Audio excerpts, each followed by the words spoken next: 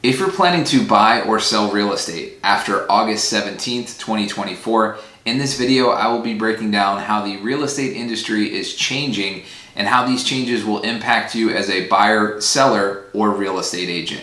I initially made a video on this topic back in March after the National Association of Realtors settled with a group of sellers in Missouri and how this is going to impact the entire country and real estate. As is the case with any new information, sometimes it's good to digest, learn a little bit more about how this is going to impact and change the real estate industry. So this video is going to be an update to that one that I made in March, and we'll share information about how this real estate change is going to impact you. What's up everybody? Toby Fernie, local realtor here in Monterey County, California. If you're new to the channel, it is all things real estate and living here in the Monterey area. Likes and subscriptions are always greatly appreciated. If you're a buyer looking for your dream home in the area or a seller wondering the value of your home in today's market, be sure to give me a call, send me a text or an email, and let me know how I can help you reach your real estate goals. Let's start by breaking down the changes that came about after this ruling. Traditionally, after the sale of a property, a seller would compensate both the buyer's side agent and the seller's side agent out of the proceeds that they made from the sale of their house. This fee is and has been negotiable and optional since a 1950 Supreme Court ruling. It has also been optional for sellers to provide payment and commission to a buyer's side agent. I mean, keep in mind that for sale by owner has always been an option if you didn't want to compensate a buyer's or seller's side agent. Selling a home on your own doesn't typically work out in the favor of the seller, even if you're looking at just the net profit to the seller, not factoring in all the work and time that is invested by a real estate agent when selling the home, but I digress. The reason that most sellers do offer compensation for a buyer's agent is because this is going to bring more qualified buyers who are looking for the representation of a buyer's agent that might be interested in purchasing the house. So one of the major changes as of August 17th is that on the multiple list service or MLS, the sellers will no longer be able to market and advertise if they're willing to pay a percentage to a buyer's agent and put that up directly on the MLS. As you can see here on this listing from a few months ago from the MLS, it was a line item that the realtors could see when looking at the property fact sheet of this listing that there would be a certain percentage provided to the buyer's agent. Now this change doesn't mean that sellers are unable to provide a buyer's agent compensation. That doesn't change at all. A seller can still provide compensation for a buyer's and a seller's side agent. The new verbiage and the way that people will have to state it moving forward is that the seller is willing to provide buyer concessions. This amount of the compensation to the buyer's agent will then need to be discussed directly between the buyer's agent and the seller's agent and can be negotiated along with the terms of the offer. The second major change is that moving forward, all buyers will need to have a written buyer's agreement with their buyer's agent. This agreement will be a requirement prior to setting up any showings.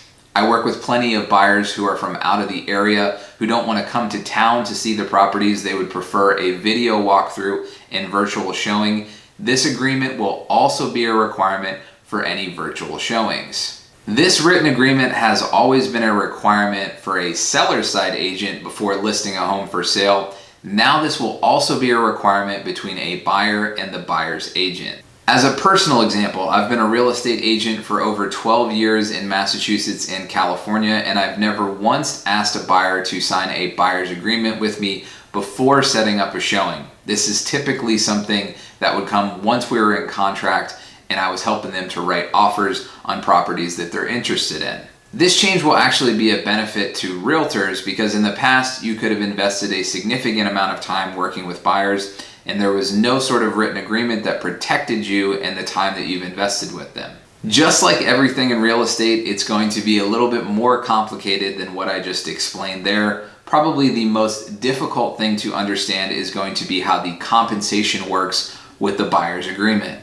In California, a pretty typical commission that would be paid on the sale of a property is anywhere between 5 to 6%, which would then be split evenly amongst the buyer's and the seller's agent.